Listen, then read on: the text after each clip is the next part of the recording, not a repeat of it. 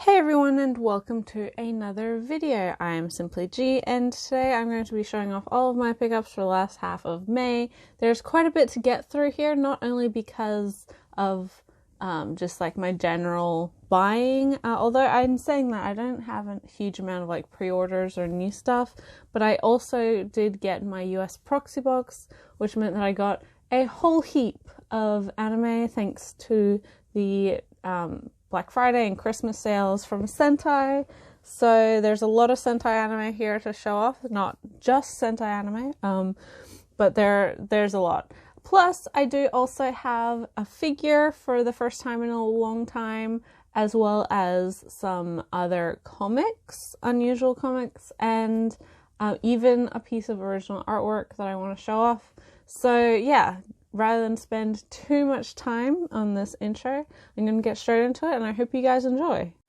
First and foremost, I'm going to be showing off my newest figure, and that is the, I believe, 1/8 scale of both Ash and Eiji from Bananafish. This is a scale done by Kotobukiya. As you can see, they came together, they're meant to be displayed together. It is just one larger piece, and the idea of sort of the windowsill is pretty iconic for the end of Bananafish, if you've read it. So I really like this particular piece. There's a lot of Bananafish figures either already out or just coming out now, thanks to the newer MAPPA anime adaptation. Of course, this is also based off of that. But most of them are just like Ash posed by himself or like doing something, but always alone. And I think for this series, you need both of the characters to really, Ash really is sort of the main character of the series, or the main motivation of the series. That's his story. But if you disregard Eiji, then you disregard a lot of what the series is about. So I didn't, I'm not usually someone who buys multiple figures for a show or a character anyway. There are some exceptions to that, but, that's why I haven't pre-ordered any of the other Bananafish figures, but I knew that I did want this one because I do really enjoy this. Well, I don't know if enjoy is the right word, but it's a really great series. It's one that is a little bit unknown and usually misrepresented by people's assumptions of what it is. It's a shoujo, but like an action drama, and very dark, and handles a lot of like really difficult and hard to talk about themes, including sort of physical and sexual abuse of children, government corruption, sort of gang warfare, politics. There's a lot of things that it covers, and it's not a perfect series. The manga is of its time, and there are certain things that I don't necessarily think would, if it was written now, would happen, but it is one that is still very well known and beloved and sort of a cult classic, and I'm glad that the recent anime has brought it back. Just not only just because it's got more people thinking and talking about it, but it did mean that the manga is reprinted, so that was really good. But yeah, this is a beautiful scale. Really happy to have it. I don't have too many scales or figures at all on order. I've definitely cut back on those, but I do have one coming for next month, hopefully, or the month after, and then one more that is on pre-order, and then I do have some that I'm following, but I haven't ordered anything else. So yes, this is probably going to be the first of a few, like 2 or 3 that will be coming recently, but as you guys know, I don't really buy figures on a regular basis. Next is some, I guess, Western comics. I got both of these via the Kickstarter for the second one, and that is Hot Blood and the sequel Zarko by Toril Orleski. So this, if you can see sort of here, a centaur in the Old West, it is basically that. It's an Old West story, but with centaur characters as well as human characters. The first the main story, Hot Blood, is there's elements of like a romantic relationship between our two main characters, but it never is explicit or anything like that. I don't know why I enjoy, like, I don't know, it's an interesting idea of centaurs just like being part of life, and it's not just this this comic creator who does it. It's quite a well-known thing that SDEM, the BL mangaka, does. She has some centaur manga, but I really like this comic. The coloring is so beautiful, the panel layout is really, really good, and the characters are all fairly, you know, interesting and well thought out and have very interesting and diverse motivations and personalities. But yes, the actual main story is this one, and then Zarka is based many, many years, or like I would assume quite a few years later, but it is a sequel to that particular story and what happens to those characters. But again, really beautiful. I think that Orlowski has really been able to capture just the beauty of, I guess, the great outdoors and the Old West in how they color things, and then materials at the back, as is pretty usual for these types of comics. I also, with that Kickstarter, got the materials book. So it's sort of like an art book. It just has a bunch of information and character sketches and all of these sorts of things, which is always a fun read to have. You guys know I like art books and that sort of thing, so it was sort of a no-brainer. But yeah, it's not it's probably not a very well-known comic series. It was, Hot Blood especially, was available online, so it was a webcomic first. So if you are interested, maybe check it out online. But yeah, the books are also still available on their web store. So if you're wanting your own copy, you can pick it up that way. And finally, for the unusual, or I guess unexpected stuff that I got this month or this last 2 weeks, is a piece of original commissioned art, in specific a portrait by the very, I don't know if well-known, but very well-respected and somewhat well-known mangaka Shintaro Kago. So if you have followed my channel or for a while, you know that his more recent book, Dementia 21, just came out thanks to Fantagraphic Books. He does have a couple other things that are published, namely Psychedelic Love Gun, and he has a couple like zines and smaller things that he has been put out by like Stonebridge Press, I believe, or other like really indie publishers. But if you follow his social media, recently he's been offering commissioned art, so doing portraits for $65 US plus shipping, which was $10 for me. And he draws you or your loved one or whoever's portrait you send in a particular style. There's something like 42, 45 different options to be drawn in. And Kago has a very distinctive style. He's regarded as like an eroguro artist, so can be like quite erotic, can be quite grotesque or gruesome. I think he does ride the line most of the time between like sort of gross but also cute, and there's a lot of different options amongst those. Nothing really erotic with his commission work, but it goes from like quite tame to like really creepy and gross, so you can sort of gauge what type you want.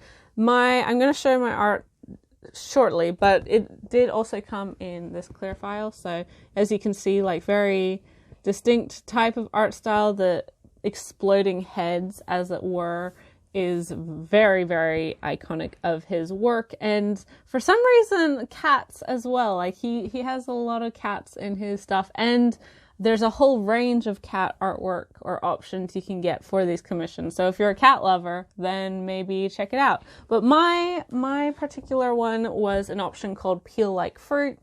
It's a little bit gory, but again, not really that bad, and that is this. So I sent my picture in and he drew it, and I really was very happy and impressed with it. It's a really great likeness to me, I think, because I do find that sometimes when you do get portraits or caricatures or whatever done of yourself, sometimes the artist doesn't know how to draw you. And it's not that they're a bad artist, but it is hard to capture, I guess, the face or the personality of someone, even if you do have a visual reference. So yeah, really, really happy. It turned out really well. And as you can see, there is a gross element to it, but I think it's still really cool. There's other options with like mushrooms growing out of the face and other types of like skin coming off or eyeglasses pulling your eyes off. Like just lots of really different, cool, interesting versions. My sister is so jealous. She now wants her own copy or her own portrait done, and surprisingly, I didn't really tell my family that I was getting this done, but when it came, my dad, saw it and was like, "Oh, that's really cool. You should definitely frame that and hang it up." And I was not surprised because I didn't think that he'd disapprove or anything, but I didn't necessarily think my parents would get it. So the fact that he was so enthusiastic about it was a real plus for me. But yeah, really, really lovely. And if you are wanting, a unique piece of hand done artwork from a well-known and pretty prolific mangaka, even if it's not necessarily someone you read a lot of, $65 is a great deal.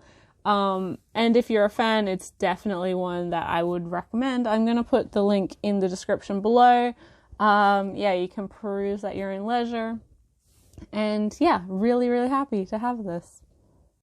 Next, I'm going to get into the anime, and the first thing I have is the only thing that I didn't get in a Sentai sale and is not a Sentai release at all, and that is the debut release, the first release of the new anime licensor, Kuma Holdings, and that is the Kona Collection Volume 1. It collects This Boy Suffers from Crystallization and This Boy is a Professional Wizard. It also has the audio drama This Boy Will Be Called a Villain, and all three are dubbed, including the audio drama, which is very surprising. That's not really something that's been done since sort of Bandai time. But both of these are short films by the same creator, and of, This Boy Can Fight Aliens, This Boy Caught a Merman. And it's really well done. Sound Cadence does the dub for it. And I had previously seen both of these specials subtitle only. I used to own the Japanese DVD releases because they, again, had subtitles. And I've owned the first two short films for a very long time, thanks to Sentai having released them prior to this. But I honestly, out of all four, I guess 5 stories, Professional Wizard is my favorite. So I was kind of sad for a while that we didn't have it licensed for a long time. I did have my Japanese copy, but I felt like it was a shame considering the first 2 were licensed and put out, and whether that was because of a deal that Sentai did, I don't know. But now having them available is really great. They are BL, although not super explicit or anything. They are very obviously, or the last 3, or I guess, because This Boy Will Be Called a Villain really isn't BL at all. It's, I feel a lot more self-inserty because it is an audio drama, and generally it's girls who are listening to this, so they think of themselves as the girl in this situation who is surrounded by a lot of boys. But Caught a Merman, Crystallization, and Professional Wizard are all very obviously BL type stories, love stories between 2 guys, 2 men, 2 young men. The first one is a little less obvious with that, and I think it does more so focus on isolation and your place in society, but there are elements to it, and you can definitely argue that it is. But yeah, it is only recently that we're seeing more BL being licensed into English. We are getting a lot of it. I don't buy a lot of it because I don't necessarily like a lot of the anime BL that we get, but Clannad is fairly inoffensive. Each short film is only about a half hour long, and they're self-contained, and they're pretty sweet and normal and nothing too weird. The art style is or the animation style, I should say, is a little bit eclectic and off the wall, and I know not everybody enjoys it, but I think it is very, very, it's just what the director's style is, Sobi Yamamoto. It's just how her works look, and I think it lends itself a uniqueness. So yes, really happy to have this Blu-ray release, and considering how well it turned out, especially in regards to the dub and everything. This is also a region-free Blu-ray, so if you live outside of the US or even like the UK or Australia, if you have region A, B, or C, you can watch this. So that's also really cool. But I'm hoping that they are able to do more, and they are just a very new studio or licensor. They really don't have a huge amount of titles. I think this is the only one that they've licensed. So I wish them the best for the future, and I'm sure they're going to, for now, keep themselves kind of small scale and cover or license short OVAs like this, maybe a film or two. We will have to see, but yeah, really, really, really happy to have this, and I would recommend it, especially if you do like the prior releases in this, I guess, franchise, this boy franchise. Next is a limited edition release. It's a Sentai release, but not one I got during the sale. I got it when it was announced that it was going out of print, and that is Land of the Lustrous, the complete collection. You can see it has fairly unique packaging for limited editions. It's got a clear plastic slipcase, and then it is a metal pack or a steel book underneath, and we have the 2 Blu-ray discs inside. I love Land of the Lustrous. I'm sure I don't have to tell you guys. Not only just the anime, but the manga is one of my favorites coming out currently. It is the story of a bunch of self-aware or living gems or rocks many, many, many thousands of years in the future, and a time where humanity ceases to exist. And our main character, Foss, she is really not suited for fighting, as a lot of the time the Lustrous are attacked by the Lunarians, so these individuals from the moon who take them, snatch them, take them to the moon, and they're never seen again. So to protect themselves, they generally have to fight for their freedom. And Foss, because of their moss hardness, which is a 2, which is very, very low, so yeah, it's not one that if you're a geology person or if you're interested in like rocks and mineralogy, then this probably makes more sense to you. But moss hardness is basically how hard an individual mineral is, and it's not the same as like impact strength, but moss hardness, Foss is a 2, diamonds are like a 10, which is the highest on the grade or the scale, and then a lot of minerals usually fall in between like the 4 to 7 category. So 2 is very, very, very soft. That's something you can scratch with your fingernail and it'll, break up and get scratched. I know this because I have a geology degree, but that's not necessarily need to know information for the series, but it's just fun if like an addition to this, and it is a large part of Foss's character, especially early on. But because of this, Foss can't really fight the Lunarians, and so has been put in charge of writing a history of the world, but they're not really motivated to do that. And then we also meet Cinnabar, which is, I guess, a less common or a variation of Mercury, so maybe that's something that more people are familiar with. It's the mineral compound of Mercury, which is why Cinnabar has like this poisonous substance that leaks from them and is toxic to everything around them, and it's silver. And Cinnabar is the only mineral or gem or lustrous that is, I guess, weaker on the Moss scale compared to Phos out of the characters that we've met, at least, because they're a liquid at room temperature. Their role is very different from Phos's, and it doesn't make them incapable of, being able to do certain things. But yeah, it's a really, really wonderful series. It's a CGI anime, and I think that surprised a lot of people with how good it is, how good it looks, not just the story writing and the characters or anything, but just how visually impressive it is. And I think that it really helped cement in people's minds that yes, CG can be done very badly, but if it's done by the right team who have the time and the resources and I guess the passion as well, that it can be done really, really well, and it shouldn't just be dismissed out of hand. There's an upcoming second season, hopefully very soon.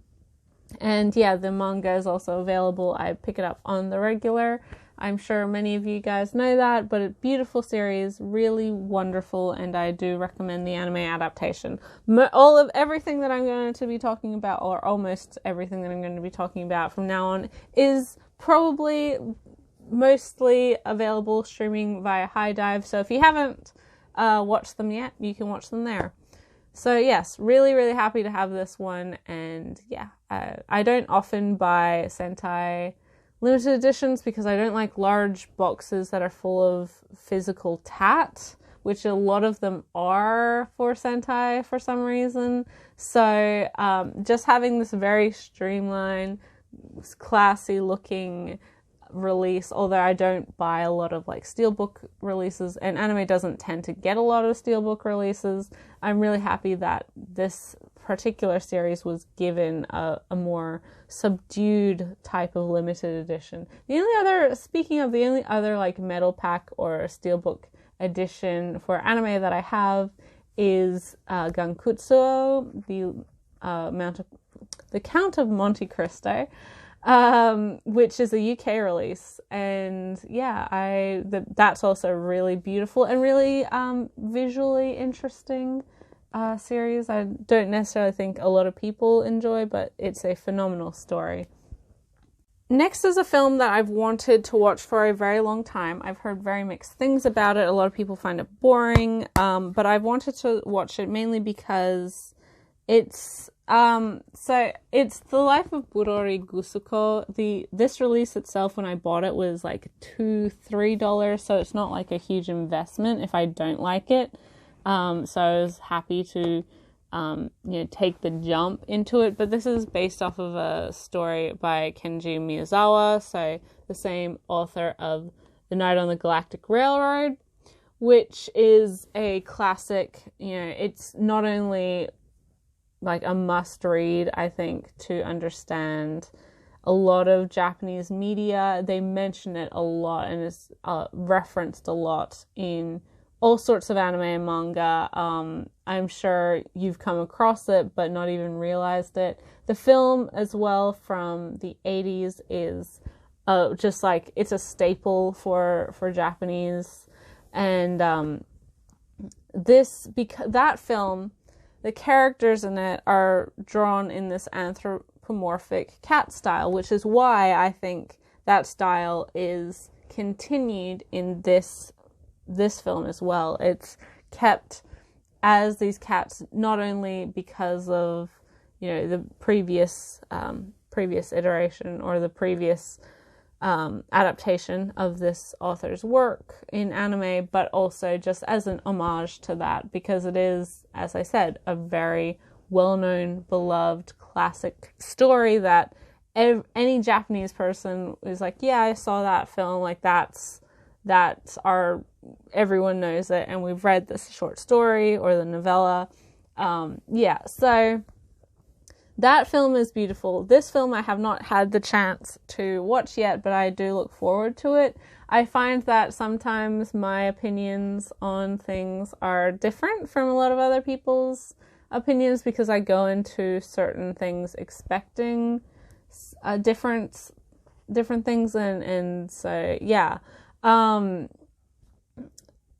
So I will probably like this. I like very sort of, I guess, boring but slow or meditative pieces and methodical types of stories. I don't know if that's what this is, but considering that a lot of people were saying it's boring, then I think it's fair to assume that that may be the case. Definitely not one for everyone, and I think this is also streaming on High Dive, so if you aren't necessarily convinced you'll like it, then maybe watch it there before putting down money towards the actual Blu-ray. But as I said, it was $2-3, so not a huge investment for me either way. So even if I don't like it, I'm not going to feel like I broke the bank on it. The next is a show I haven't watched yet, and that's, I think, my biggest problem when it comes to sales. I very rarely buy things that I haven't seen or read or know about in some capacity. And I do know of this series, but in saying that, I don't actually know anything about the storyline. All I know is that when it was coming out, there was a huge discussion. People liked it, and they certainly enjoyed it, but its main draw was its animation. And so, again, this was cheap, and I had wanted to watch it. I actually wanted to stream it even before I got the discs, but just never got around to it. So hopefully now that I have the Blu-ray, it'll mean that I actually get around to watching it. And that is Flipfloppers. I believe it's sort of a twist on a magical girl type series, but from my understanding is that the animation is just breathtaking, incredibly fluid, a lot of very interesting and high quality action scenes, that type of thing. I don't know, as I said, because I don't really know anything about the story, and I'm not even sure if the story is necessarily is necessary to enjoying the story. Like, I don't think it's inherently one where it relies a lot on the plot. I don't know, that might be completely wrong, but as I said, I don't know anything really about this show at all.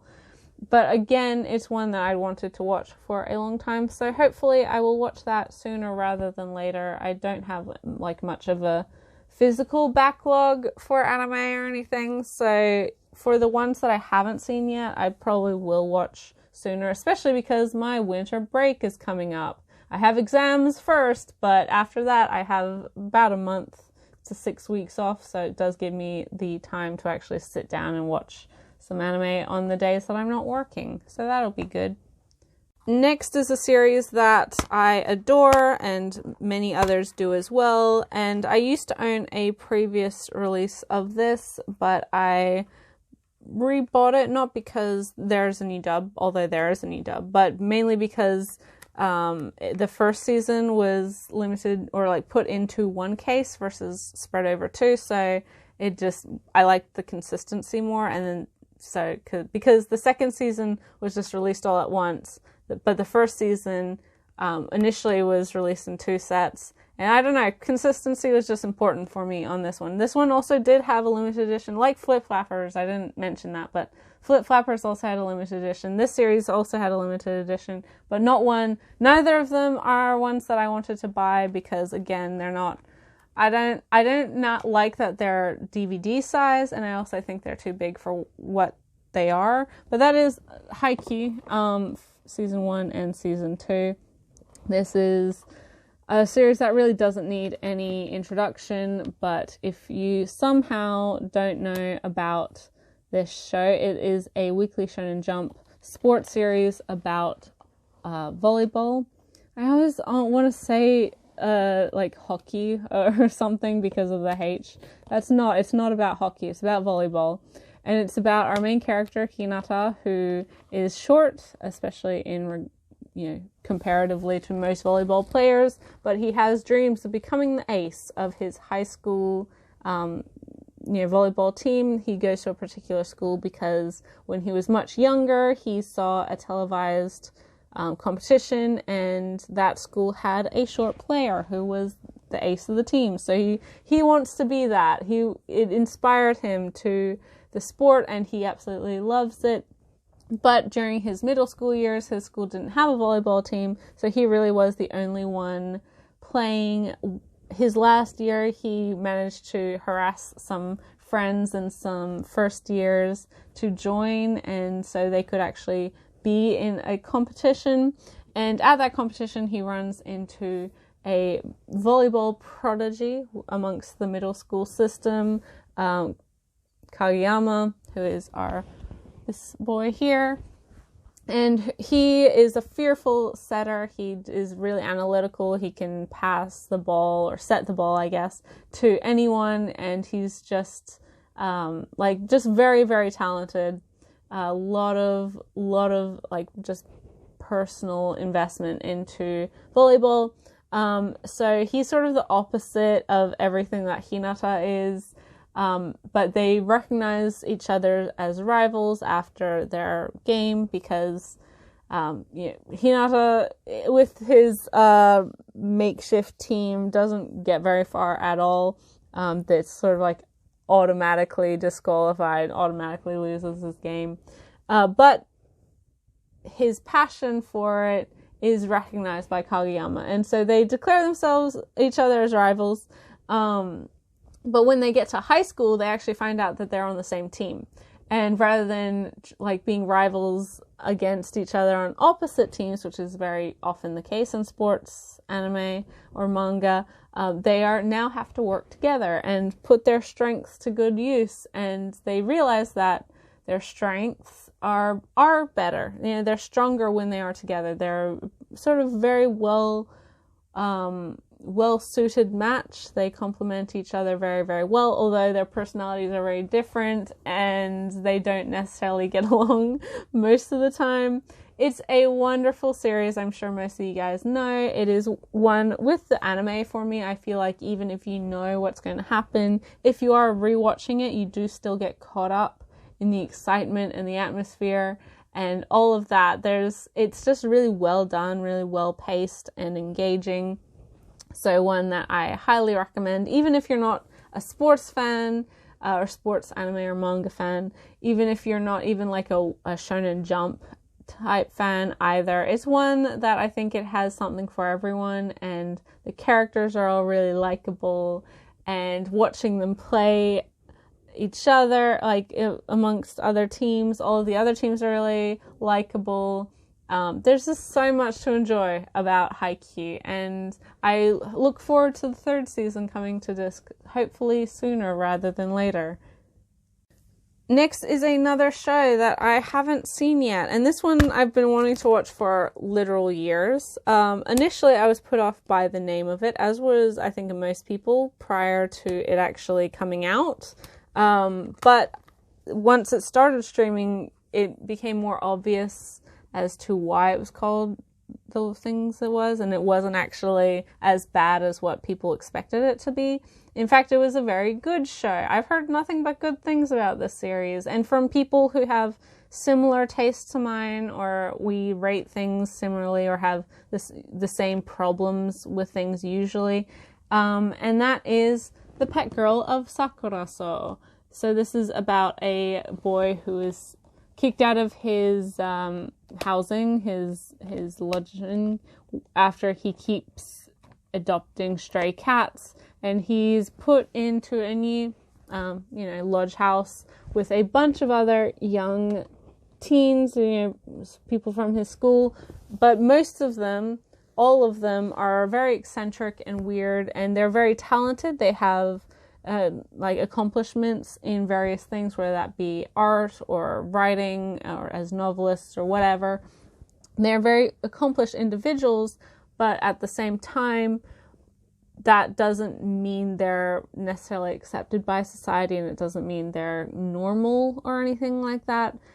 So our main character sort of becomes the keeper, as it was for the titular Pet Girl, who is a very well-known, accomplished, beloved artist who can't really take care of herself for most of the time. And that the premise sounds really, really bad. It's based off of a light novel, which can also sometimes mean that's a warning flag. But as I said, surprisingly, the actual show I've heard nothing but good things about, and so I do have fairly fairly good expectations for the series. Again, it's one that I've wanted to watch for a very long time, but just never seemed to get around to streaming it. And so it, again, was cheap during a Sentai sale, so I decided to pick it up. If I don't like it, that's fine. I'm sure I can find a new home for it and someone else can enjoy it. Because, it's not a huge investment for me. And, I wanted to get it whilst it was on sale and very, very, very cheap, rather than wait and stream it and then maybe want it, but then I can't get it anymore, or I have to buy it at full price, whatever, Pet Girl of Sakura, so I hope that you're good, please. So next is a show that I have watched and I do really, really love, and it's one that I think flew under a lot of people's radar. In first impressions, it's very much like slice of life comedy, but if you think about it, or if you look at the types of things it's saying and what the character's actually doing, there's a little bit more to it than just the daily lives of some high school kids with some comedy thrown in there. Now that is Tanaka-kun is always listless. So we have our main character Tanaka, who is just so low energy and very just can't really motivate himself to do anything, even walk to school. He has a friend who comes to literally pick him up and carry him to school every day. And it's about his life and his sort of low stress existence, and then the people around him who he comes across who are his friends or who are inspired by him or who dislike him as well, and sort of the various hijinks that they get on to in the school. Now, as I said, from the initial just premise of that, it's very easy to be okay, it's just a fun slice of life comedy, nothing really to it. But it's interesting to see the parallels with Tonica and having such a low energy and tranquil existence, and then compare it to sort of the enlightenment of Buddha and this idea of Buddhism and Confucianism, and trying to live a peaceful existence in harmony with the people around you and the world around you. So there's that element to it as well, which is not something you would necessarily immediately pick up from the story, or if you've just seen the first episode. But even if you're not wanting to go into the, how does Tanaka's journey mirror that of Buddha's and all of these things? You can just watch it, and it's a fun, high school slice of life comedy. There is a lot of fun stuff to get out of the series, and it's low key, very obviously. So it's one that isn't, you put it in, it's a good time. And it's not something that makes you feel like you have to, keeps you on the edge of your seat. There's no high tension to it at all. Maybe not a show for everyone, but it's one that I think is really, it's a good type of show to watch from time to time. And for your own sort of decompression from the stress of your life. But yeah, Tonicakun is also listless, is always listless. This also has a limited edition with a big box and a whole bunch of stuff that comes with it. Again, looks very nice. Wouldn't personally ever own it, just because, as I said, not a huge fan of those types of limited editions. But yeah, really, really, really happy to have this series now.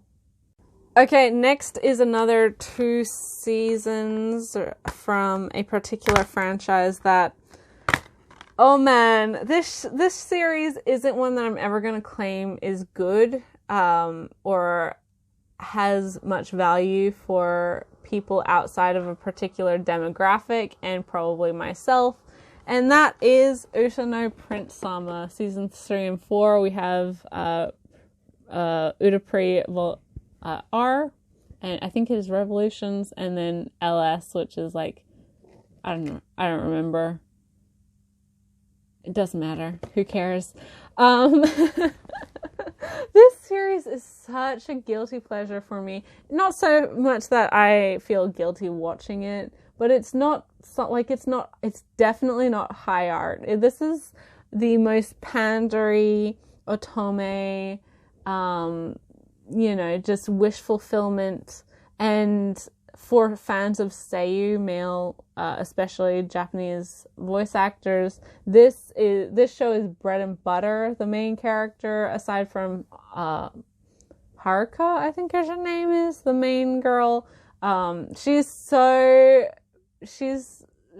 such a non-entity in this series, especially now in like the 3rd and 4th season. She's really unnecessary to the plot, but you have to have her because this is based off of a bunch of, reverse harem dating sim-esque type series or games. And it's based off of music. So we have, in the 1st season, we have our main character, our girl, going into a school that is for idols and people who want to become famous musicians and songwriters. She herself wants to be a songwriter, and she meets all of these other kids in her class or in the school and becomes friends with them. And the school strictly no falling in love.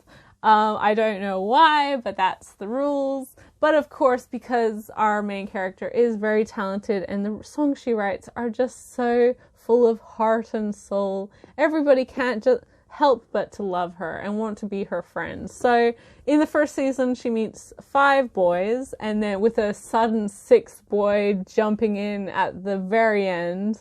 That was, oh man, I remember when that happened in the 1st season, because, okay, so the 1st season came out when streaming was still like in a kind of interesting phase. A lot of companies were trying to do streaming or do their own streaming services, but it didn't really take off. So the 1st season came out via Nico Nico Doga, which is Nico Nico Doga, which is a Japanese YouTube type service, and it you see it a lot in anime where you have the comments like flying across the screen. The 1st episode I watched when it came out, and oh my god, the comments, it's so much fun to like make fun of it or to get a laugh out of it because it's so ridiculous. And that's what I do. And that's the enjoyment I get from this series. I don't watch it because I'm like, oh, look at all these hot guys, I want to date all of them. But more so I'm like, this is freaking ridiculous and hilarious. And oh my god, this is amazing. Why?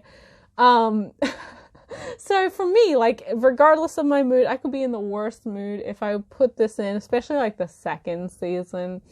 It's so funny. It's so funny, you guys. It's just like beyond ridiculous, and it takes itself so seriously, but you know that there must be like some self-awareness there.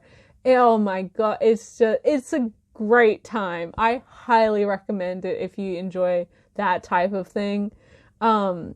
But it's also good for people who genuinely like enjoy this type of thing, and it is a very well-made show. The animation is good. The music is pretty okay. As I said, the voice or the soooo work is wonderful. A lot of very well-known voice actors in this series. Most notably, my favorite, True Love, Miyano Mamoru, who's the main character. Main male character, I should say, and for people who follow Sentai's licensing in their social media, the film, which is the 5th installment, is going to be premiered at Anime Expo, and both Miyano Mamoru and one of the other voice actors as well is going to be a guest for that premiere. I am so jealous, you guys. I really want to be there, and I want to meet them and just say thank you. Also, I just love Miyano Mamoru, so I'm like, oh, my boy.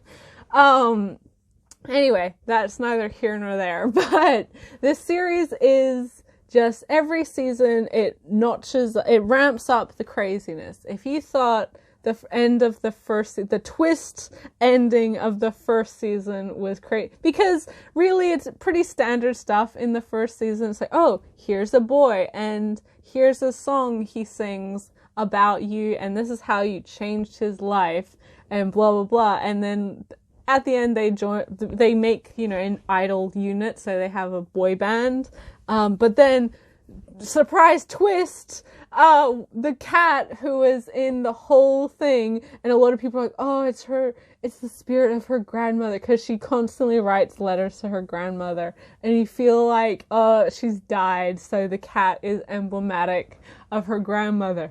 Twist, that's not true at all. Her grandma's fine. She just lives out in the country. She's actually writing letters to a grandmother who's not dead.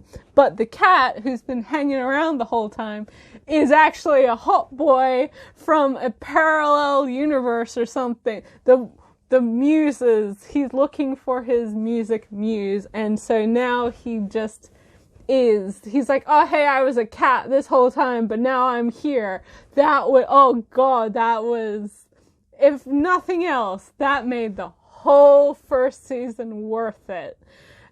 There's a lot of ridiculous shit going on as well before that, but that's just like quintessential APRI crazy.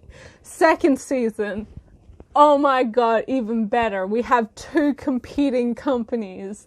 So bands are being put head to head, and there's this competition. We have to beat the other ones, and then, oh, love waves through the whole universe. It's amazing. Okay. It's just great.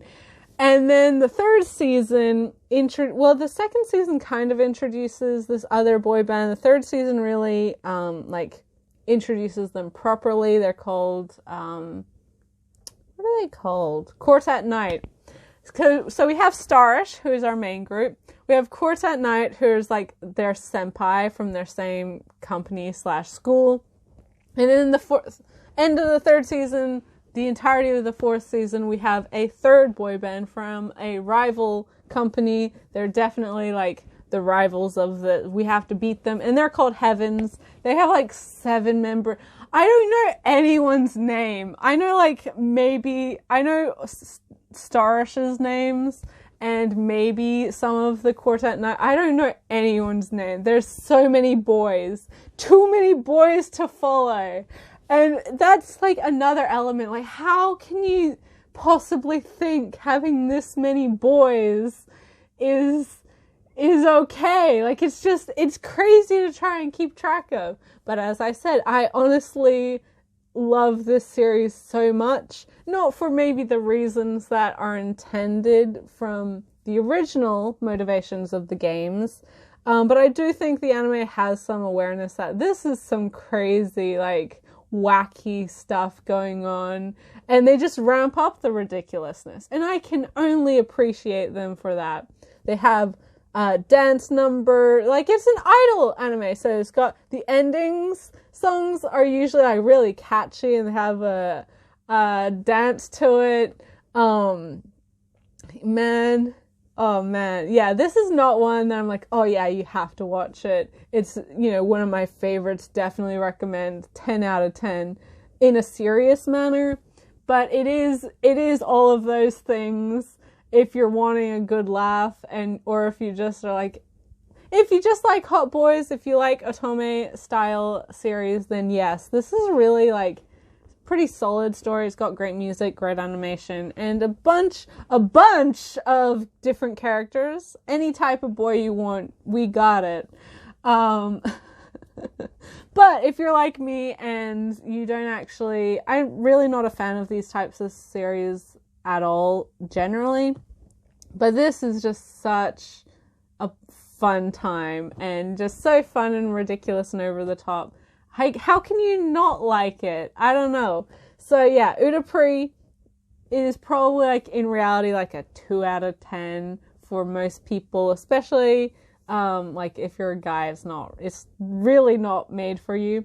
But for me, in comedy factor and enjoyment factor, and just getting to listen to my favorite soooo chew the scenery, then yeah, 10 out of 10 must own. And yeah, I knew that I was going to get these, but I did wait for a sale because, again, they're not even shows I'm like, oh yeah, I'm going to pay full price for it, because it doesn't actually, in my opinion, like, I don't want to be spending $50 on this show per season. I'd much rather spend $12 per season.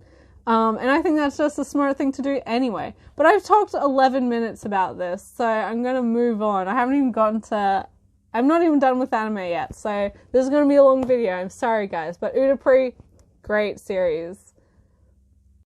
Okay, next from Sentai, we have another genre that I don't really watch, although this is one of the few exceptions to that, and that is The World God Only Knows, the Ultimate Collection. I used to own the sort of season sets to this, but this is both the 3 seasons and the OVA, just complete in one set.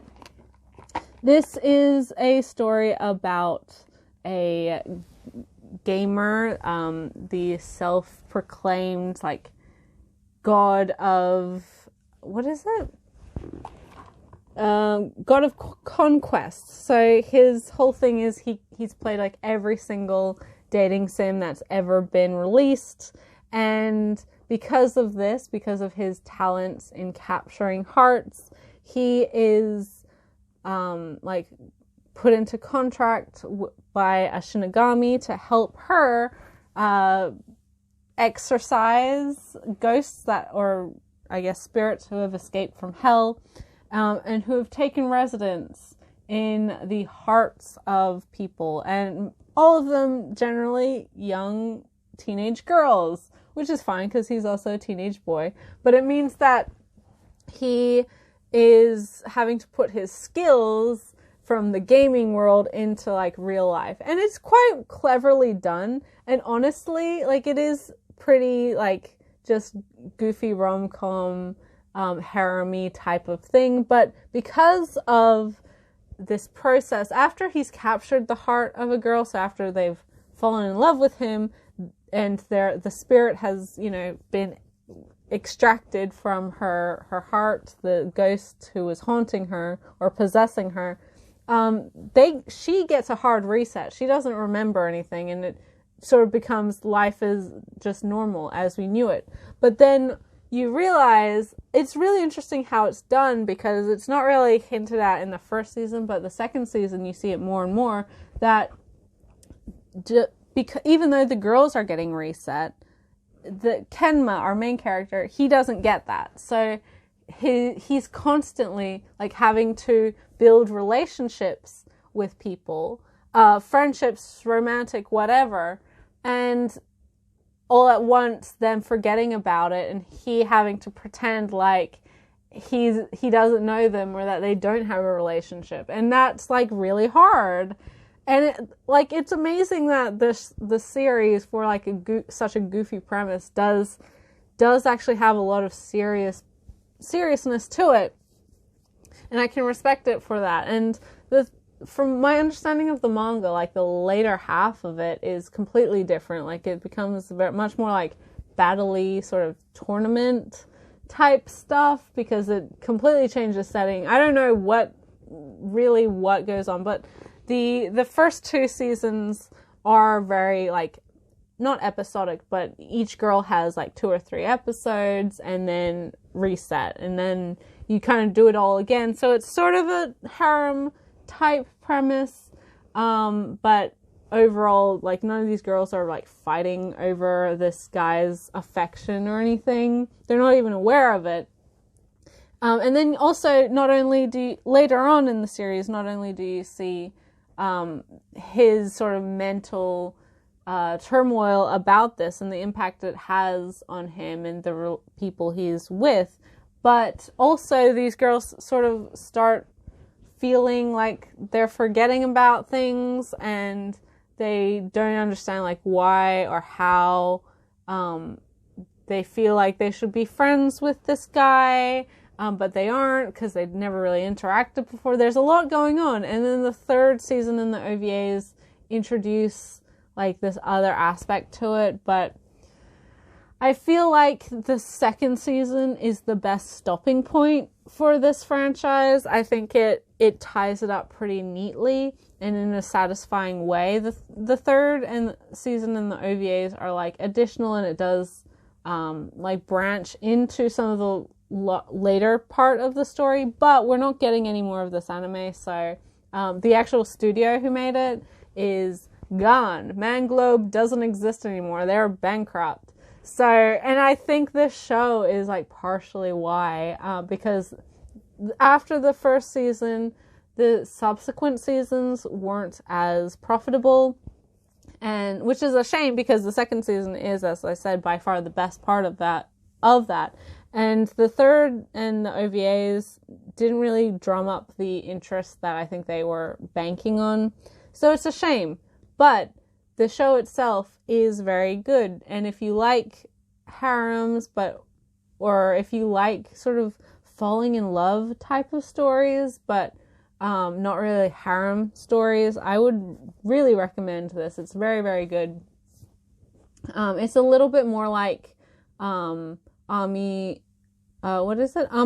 SS, which is a visual novel adaptation where each girl gets her own like separate thing and they never cross over. It's never like a guy dating multiple girls. This isn't that, like, technically he's dating a bunch of whole different girls, but they don't know that, and it's not because he wants to be dating a bunch of different girls. I don't know. But yeah, really, really surprised about this when I first watched it. I watched it streaming, and it's one that I can happily recommend to people if they do like romantic comedies. And although there is a harem aspect to it, you could argue, I wouldn't say that's really the focus of it, or even like legitimately how the story is structured. I don't know. Maybe I'm just babbling on and trying to justify things, but it's good. Check it out. And this edition has all of it. As I said, the later parts aren't as good as the earlier parts, but it's still a pretty decent show even by the end of it. So yeah.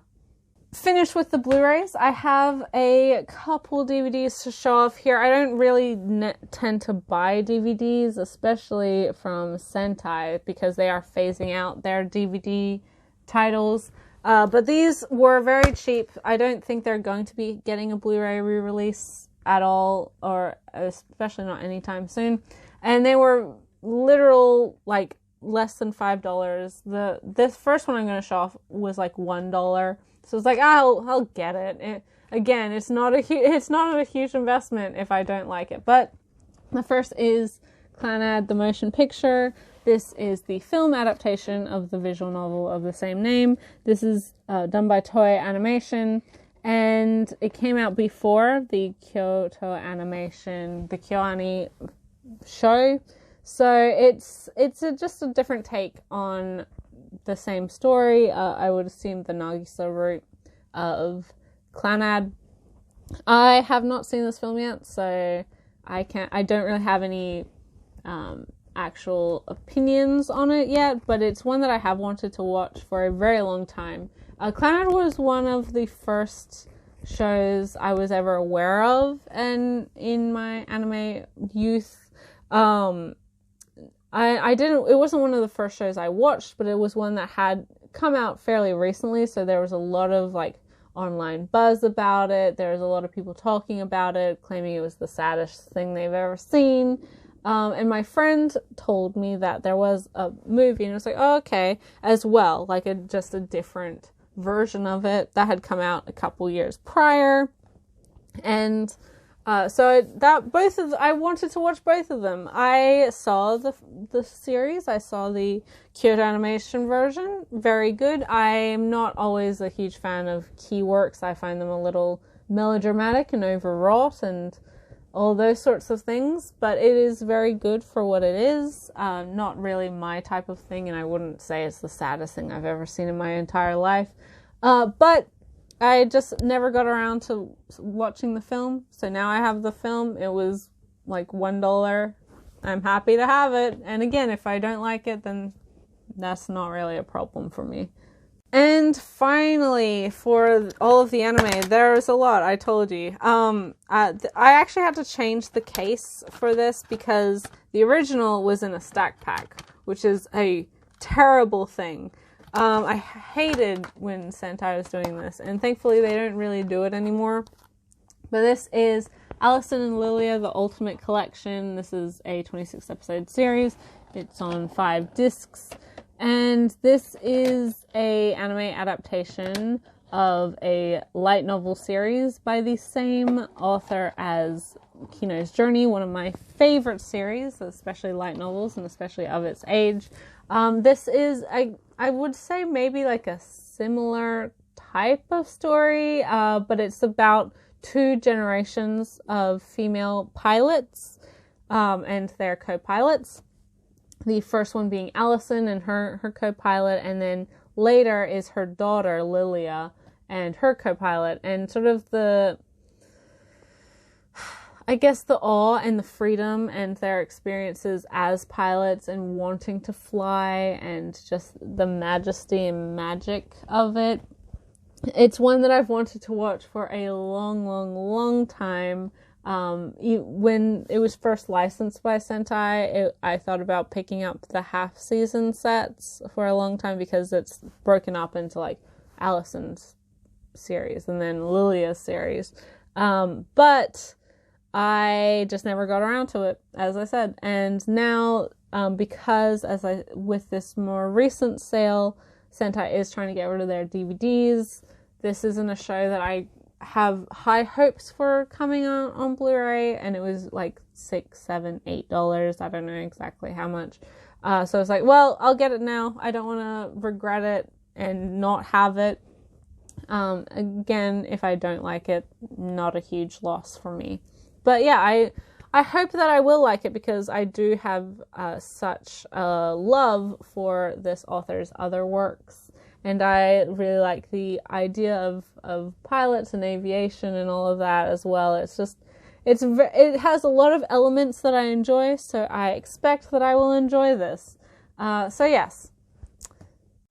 Okay, now with all of that out of the way, we can get to manga. I'm going to start with the stuff that I got from my proxy box, and that it's stuff that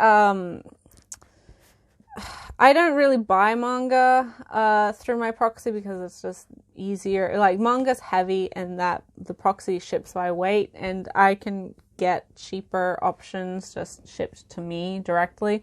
But this was a eBay sale with the entirety of this author's works. And a lot of people did get a similar bundle on Right Stuff with 5 of the 6. So this one did have all of them. And that probably tells you exactly what it is. But this is Erika Sakurazawa's books from Tokyo Pop. So we have The Aromatic Bitters, we have The Rules of Love, and we have Nothing But Loving You. Put that in there.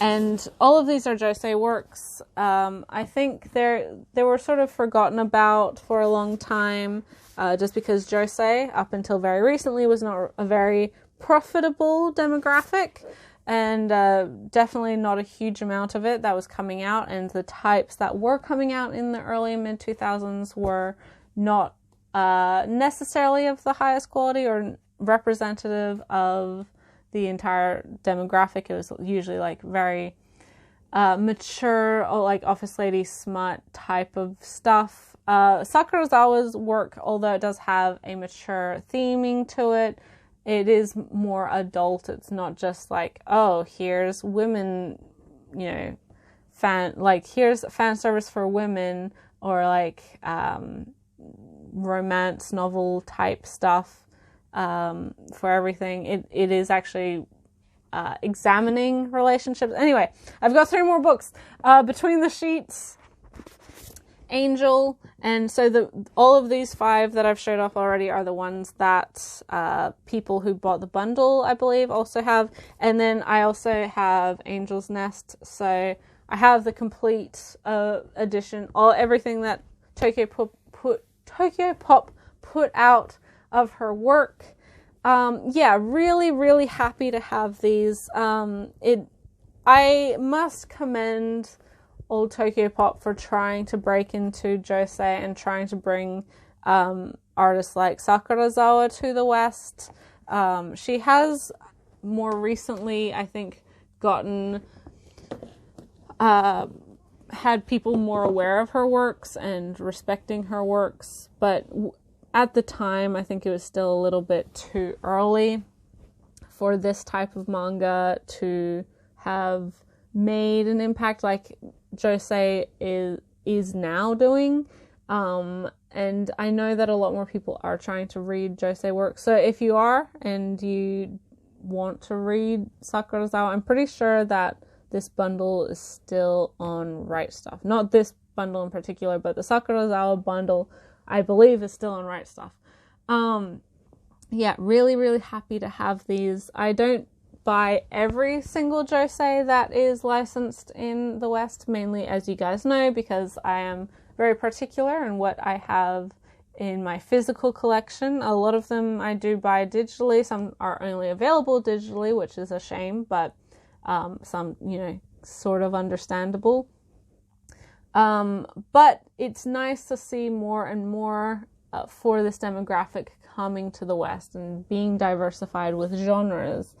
This is a very emblematic of the period, I think. Not necessarily the stories itself, but just the history of them being published or printed. But yeah, aside from that, as I said, the stories themselves are often very explicit, or they have mature, explicit parts to them. I want to find one that doesn't. I think Angel doesn't have an explicit content logo, so I'm going to open this one for all to see because I don't want to open up on nudity. And yeah, Sakurazawa has a very, I really like her art style. I think it's very beautiful. But again, sort of its time, very evocative of the period. Just light and airy, and it almost reminds me of something like Mars. So yeah, that might be an idea. So yes, as I said, I don't buy every single josei that comes out in the West, mainly because I don't have the space for every single josei that comes out in the West. But I do like to have this sort of josei. I do like, you guys know what I buy, what I read, and what I recommend. Yeah, nice to have some of this older stuff, and I did find a really good deal for all of these books, similar price to the Right Stuff set that, again, I've mentioned like 5 times, but I know a lot of people in the community bought it. So I'm happy that it seems that more people have become aware of Sakurazawa very recently. Next, we have my new release manga. So I'm going to start with the stuff that is ongoing in my collection. So I have volume 10 of Requiem of the Rose King by Aya Kano. This is a shoujo drama series about the War of the Roses and King Henry VI and Richard III, and just the skirmish between the two sides and all of these things, but with a twist. It is very Shakespearean, as you would expect, because it is based off of those plays that I mentioned, and it's based off of both. Those plays are based off of real events, so it is historically inspired. Definitely not the actual versions of events. It's not historically accurate. But it is interesting how this type of story has evolved over the years and how it's told and how our main character, Richard, is portrayed throughout the series. Really, really, really love this book. It's very... a lot of people don't are very surprised when they find out that this is a shoujo series, which is understandable. I don't want to get into the arguments of demographic and all of that, but as you guys, or hopefully you guys should know, that demographic doesn't equal genre, and therefore, you know, shoujo doesn't automatically mean romance series or like a high school romance or anything like that.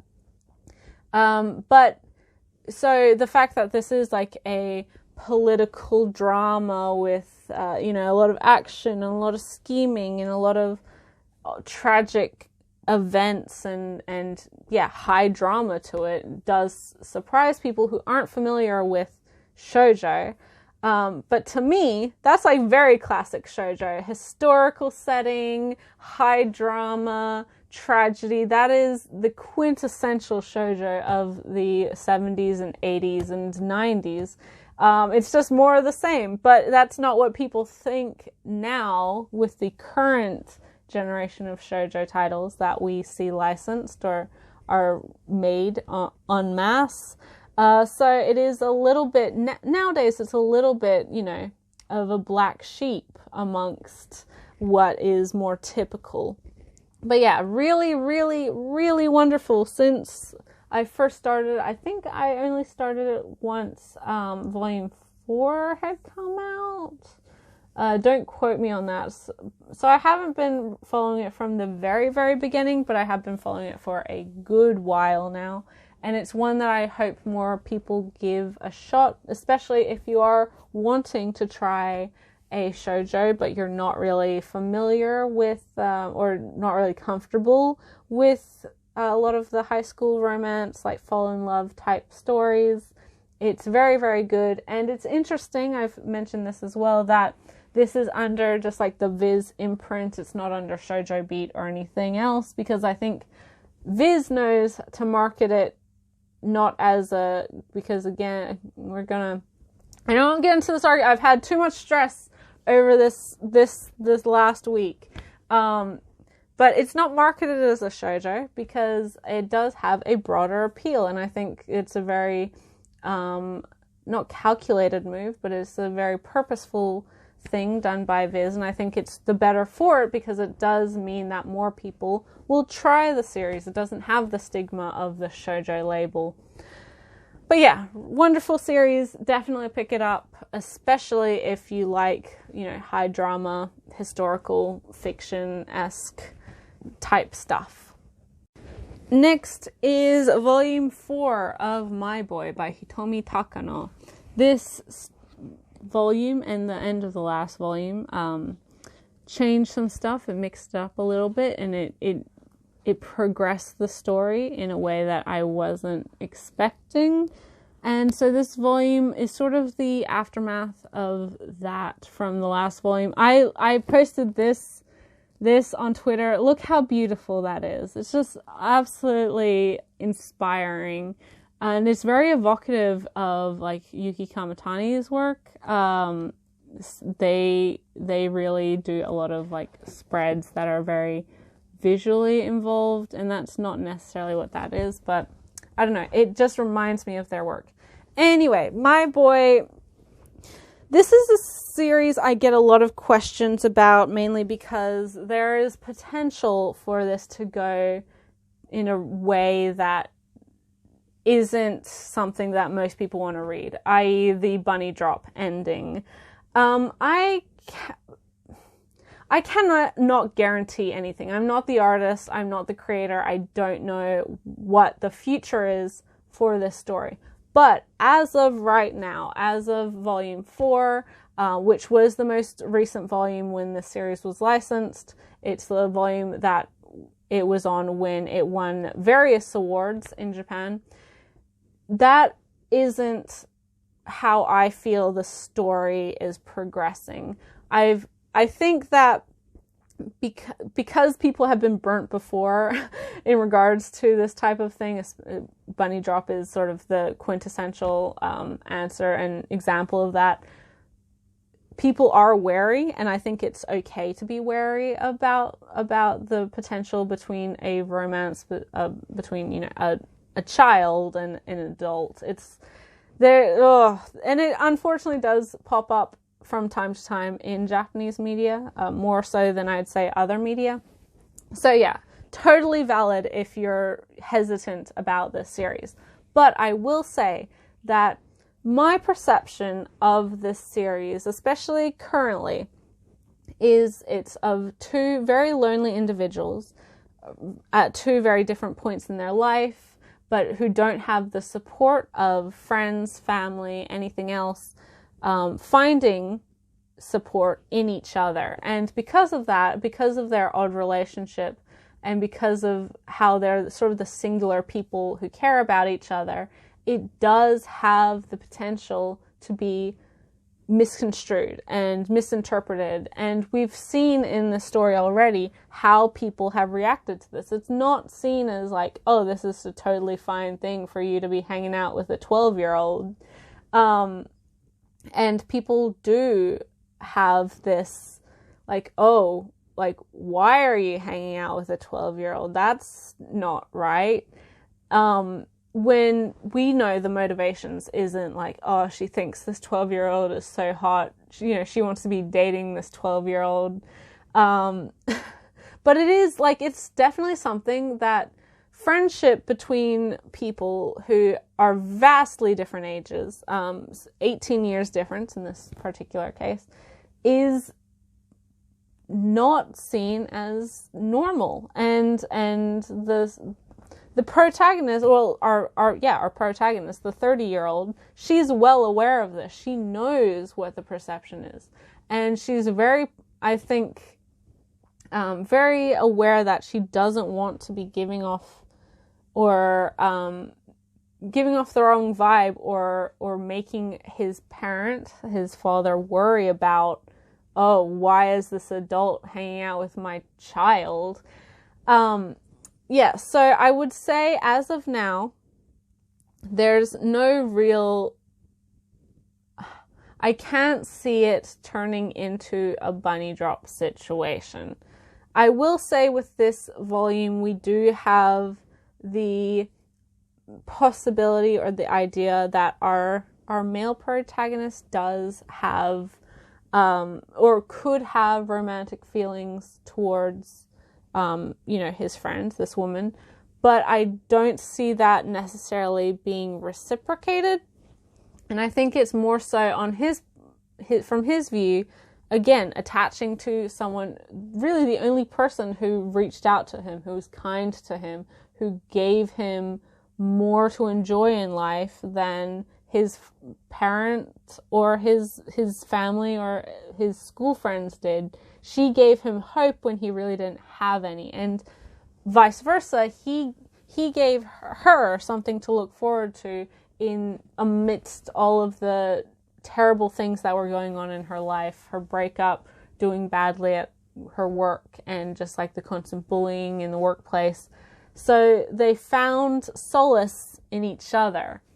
And as I said, I cannot guarantee anything because I do not have a direct line to the mind of the creator. I don't know what the ending is going to be, but I do feel like this is more so a story about finding yourself,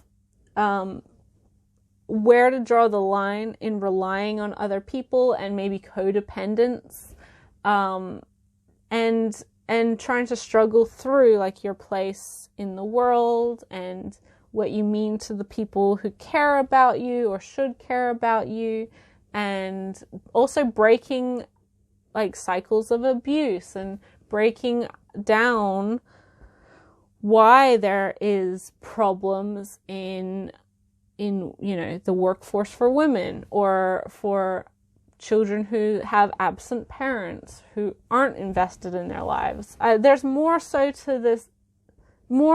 substance to this story than, it's an age gap romance and they're definitely going to be falling in love. I don't think it's that. I don't. As I said, we have been tricked or burnt or whatever before, but I don't know. I have faith that Vertical, but they don't know either. I do have faith in that it's a Vertical publication. I do have faith that, from what I can see of the story currently, it doesn't seem to be going in that direction. So yeah, that's not like a resounding, oh yeah, don't worry guys. That's just a total misconception. Like, it's gonna be fine forever. I don't know. But as of right now, as of with volume 4, as of where it ended, as of how the story has developed, I'm not worried particularly, and I'm also really invested. So it may also just be my hypocrisy being like, oh no, I already like these characters in the story so much though. And I do want to keep supporting it, and I have been taking it as like a volume by volume basis. So, things may change in the future. Who knows? We'll have to find out. But as I said, right now, not an issue for me. And again, also, your tolerance for this type of thing may be totally different from mine. I'm not like, because some people are totally intolerant to any sort of relationship between, like, where there's a big age difference, don't like it, and that's fine, that's fine, but that's not me. And so if that is you, maybe your assessment on whether or not you'll enjoy this is different. So, it's a personal thing. You have to weigh the pros and the cons and the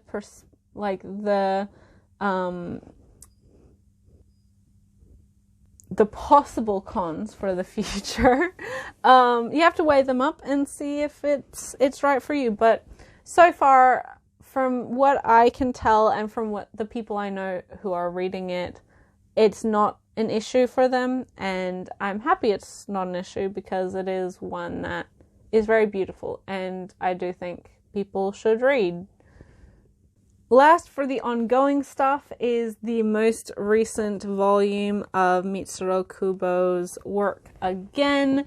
This is really, I love this series, honestly. It's so fun and funny and just totally unpredictable. And I love Kubo. I think her artwork, her characters are just wonderful. Her writing is so cuttingly witty, but also painfully relatable.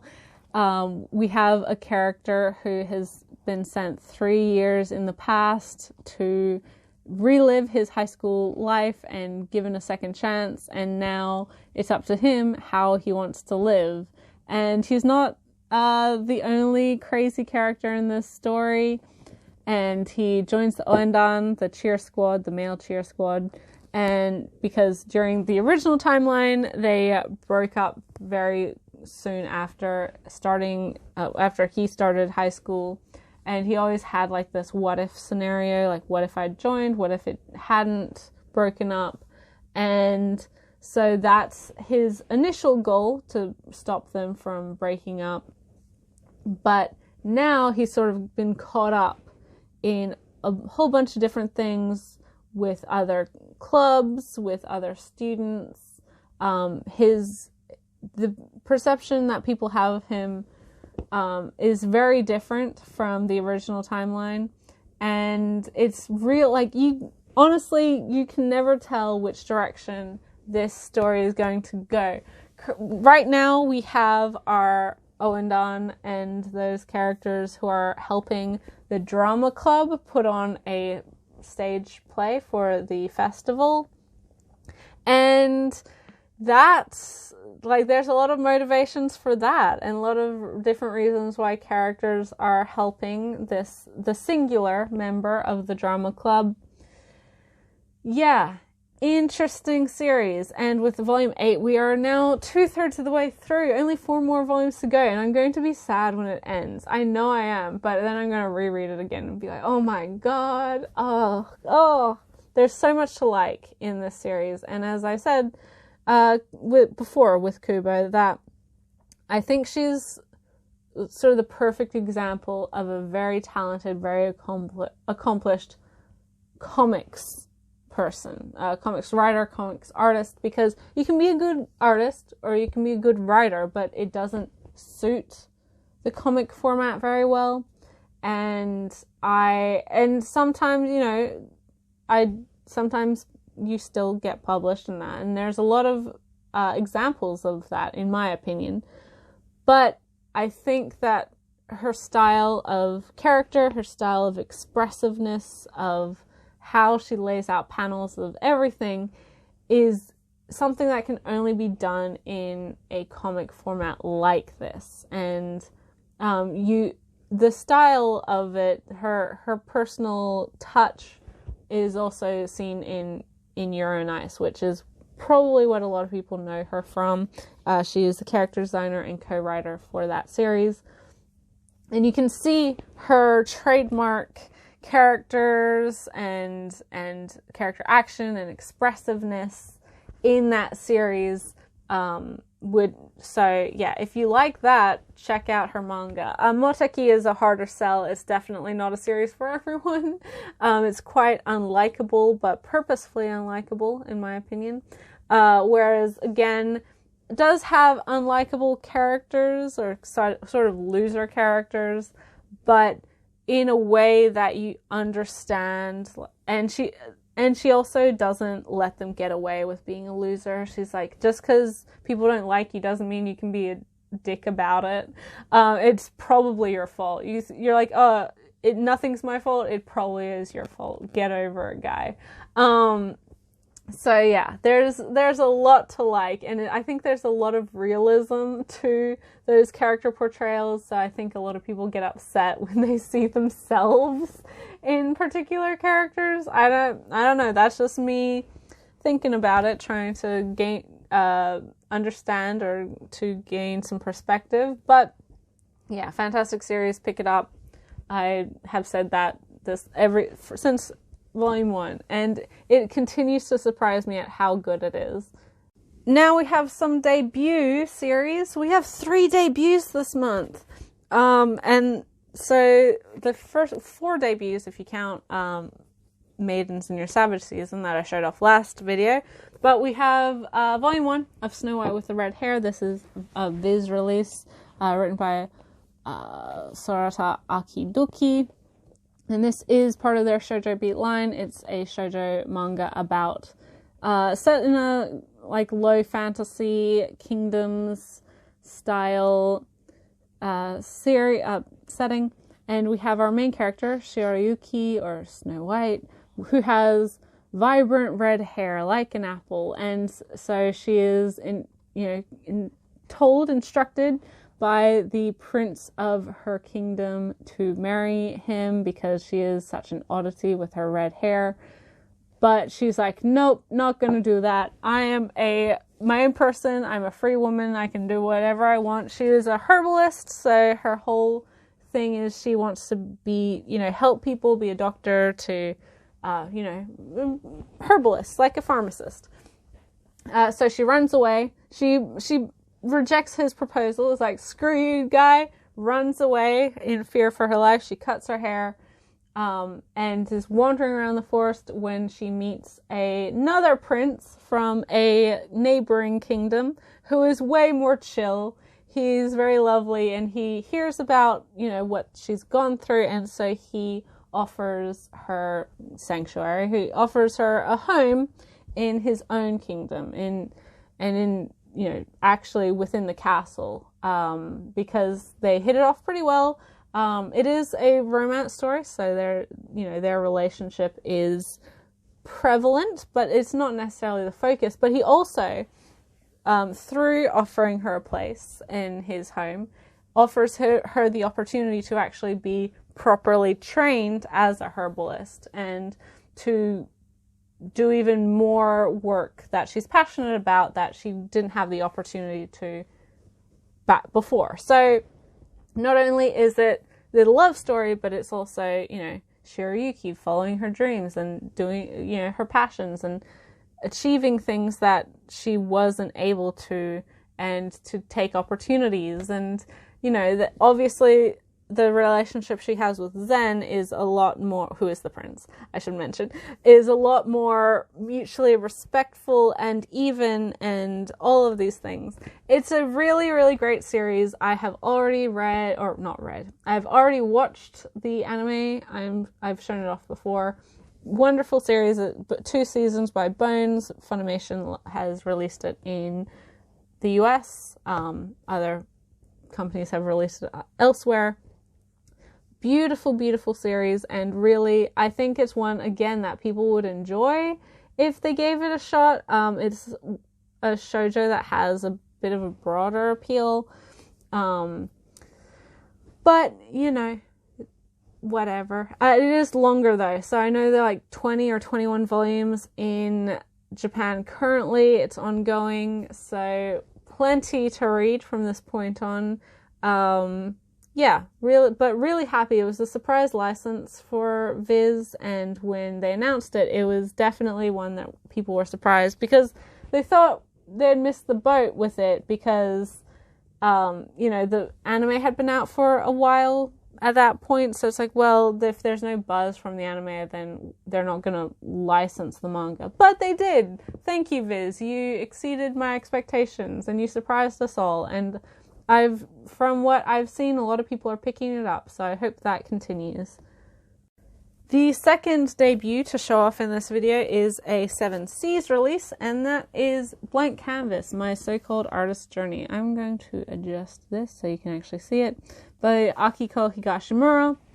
This is a 5-volume autobiographical series about Higashimura's struggles with wanting to become an artist and her perceived skill, and an eccentric teacher who's basically like cuts her down to build her back up, and trying to go through that and the self-doubts and realizations of, you know, what she's actually able to achieve. And I think Higashimura is such a wonderful artist, is such a wonderful mangaka, that you can see how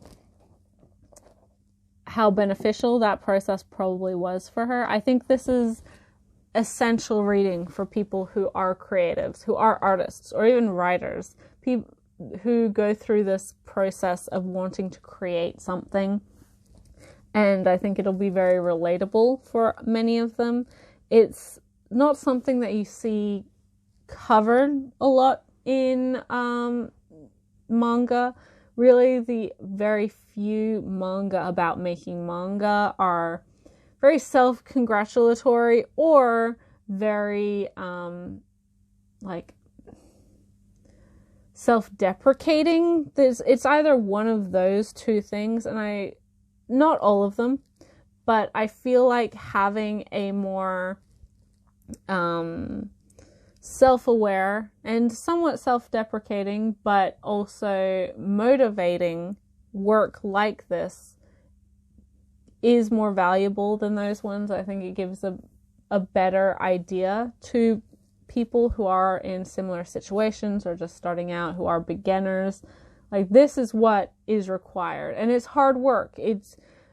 Unfortunately, in the West especially, humanities are definitely seen as lesser compared to other occupations. If you're an artist, you have people undervaluing your work a lot, and it's up to you to like make sure your work is properly given or credited it to the value that it deserves, because it's a lot of work. There's so much hard work that goes into being a good artist, that goes into being a good writer as well. People see it and they're like, oh, I could do that. I can draw that line. That's simple. And then they try it, they attempt it, and they can't do it because it takes years of training. It takes practice, years and years of practice. The same thing with writing a novel. People are like, oh, I could do that. Anyone can write a novel. That, like, why is J.K. Rowling even important? She just wrote some dumb book. But I mean, have you read some fan fiction? Not everybody can write. If you don't have practice, if you don't read a lot as well, you don't have the skills to write well. And that's just like an unfortunate reality of it. Everything takes hard work, and art even more so than some other things. So it's nice to see that in a manga. It's really nice to see it from Higashimura, because I think a lot of people have this perception that, you know, she's this queen of josei. She's, you know, she has so many series ongoing currently. She just produces so much content. But, so they see her as like, oh, she's amazing. You know, look at all this, look what she can do, which is great. Like, she well deserving of it. But, you know, that you only ever see the successes. You never see the failures. And this story is sort of a continual look, an examination of failure, being followed by success, being followed by failure, being followed by success. And that personal journey you have to go through.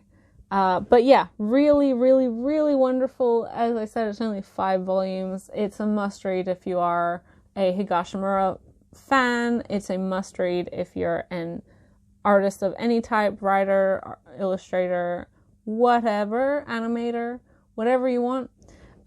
Yeah, it's an important work, and I'm glad that it's getting a wider release thanks to 7 Seas.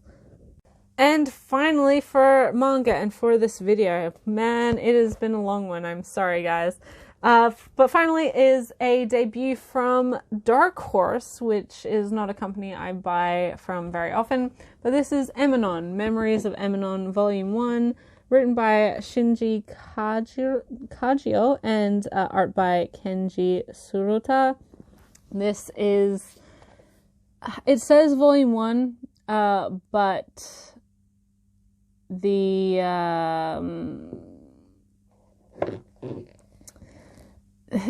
volumes, I believe, are self-contained. Like, they're just meant to be, like on my anime list, this one volume is like the complete series, but it does have sequel volumes to it. So it is an ongoing series, but it's not like in Japan each volume is numbered, if that makes sense.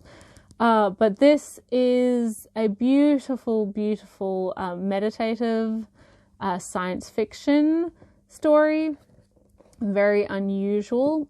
It reminds me a lot in atmosphere to Mushishi. Kenji Tsuruta, you may be familiar with his manga The Wandering Island, which is also published by Dark Horse. And then Kajio is a novelist, so his writing is a little bit more speculative, because this is definitely a speculative fiction sci-fi piece, and it's about this character who's on the cover here, Eminon, or No Name backwards, and she has 3 billion years worth of memories. She has memories of the entirety of life itself's existence on Earth. This particular volume, the majority of it is set in the 1960s, 1967 to be exact. A big time in change in the world. Our narrator, he mentions about how Vietnam, like in 6 months, there'll be 500,000 troops in Vietnam. There's a lot going on. It's a very,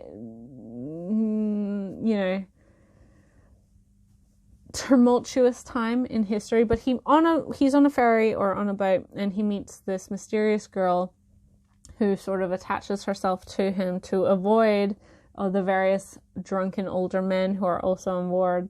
And he's very much a sci-fi fan. He reads a lot of novels about, you know, unknown futures and speculating the realities of the world. And she tells him the story of her life, or she tells him a story, and she's like, you're free to believe it if you want, about how she has the memories of the entirety of civilization. And the way she exists, it's passed on through her DNA, through this process of birth. So, you know, she started, like, if this girl in particular had a child, all of these memories are transferred to that child. So she's never actually died. She's always existed, but in like a non-linear, well, it is in directly linear fashion, but it's not like a reincarnation type of process. It's more so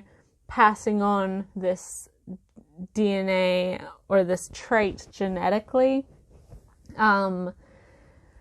It's a very interesting, and so she is born witness to the entirety of history of the world, not just human history, but, you know, prehistoric history. She goes all the way back to, you know, the earliest bacteria that were regarded as the amoeba that were regarded as the first sign of life on Earth. And so after a night together, he's totally enraptured with her, but she disappears mysteriously the next day. He can't find her, and so he lives the rest of his life as normal, and then he's left questioning, like, what would have happened if I did find her? Like, how would my life have changed? It's really, really good. As I said, it reminds me a lot of Mushishi in the atmosphere and the type of storytelling, not really the setting itself, but I do think it has this similar respect for life, if that makes sense to it. It's really, really good, and I'm glad that this series has gotten licensed. I know a lot of people were interested about it for a very long time. I do hope that Dark Horse stays consistent with releasing manga and not just Berserk, because it's one that I want to see up until the end. It is ongoing technically, so I don't want to be left without all of it.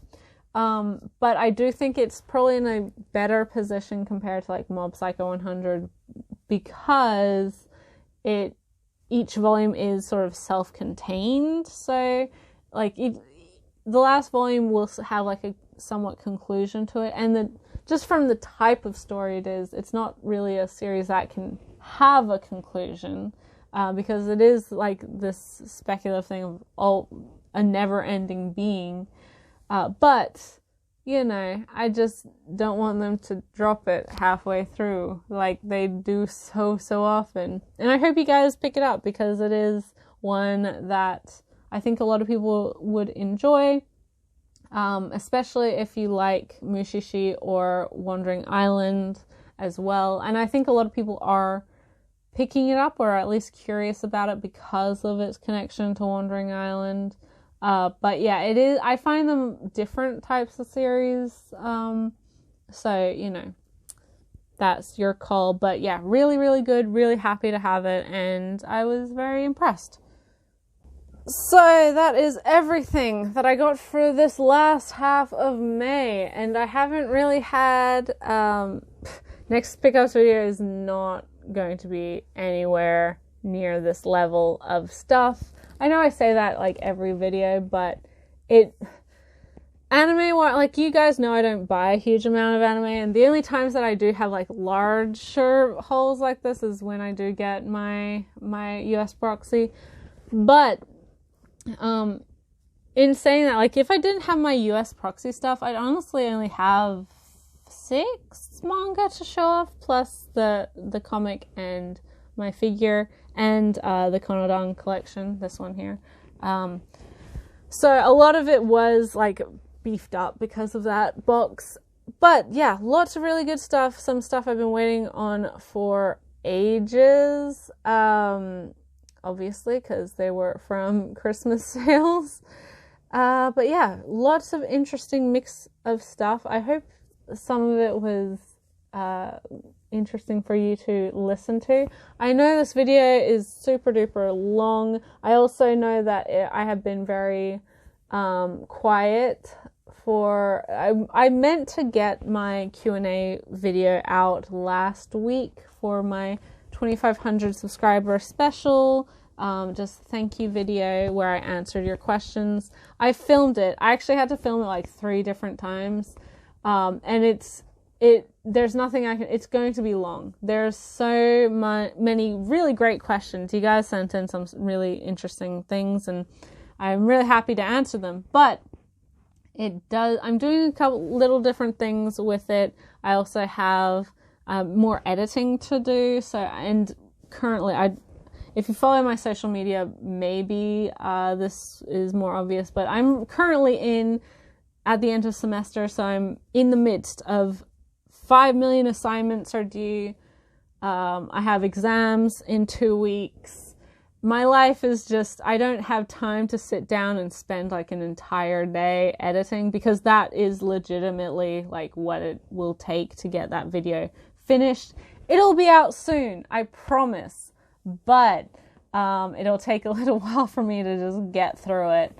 But yes, thank you guys so much for watching. Let me know your thoughts in the comments on any of the things I was talking about today, whether that be anime, manga, whatever else. I will leave a link in the description for the Hot Blood for you to read. I will also leave a link in the description for getting your very own portrait by Shintaro Kago. I will also, as always, leave the link to my Twitter and Book Depository affiliates in the description. Those are always there. Feel free to use them if you wish, but of course no obligation. I do talk a lot I am on Twitter fairly regularly. Okay, I think that's everything. I'm very tired, and so I hope you guys enjoyed. I'm really happy with all of this, although, as I said, next month is definitely not going to be anywhere near this level of pickups or things to talk about. I know you guys do, most of you guys enjoy the longer videos. I do try to keep them like within the hour, but I don't think this one is within the hour. I'm sorry. But yeah, I hope you guys enjoy. I'll catch you in the next video, and bye till then.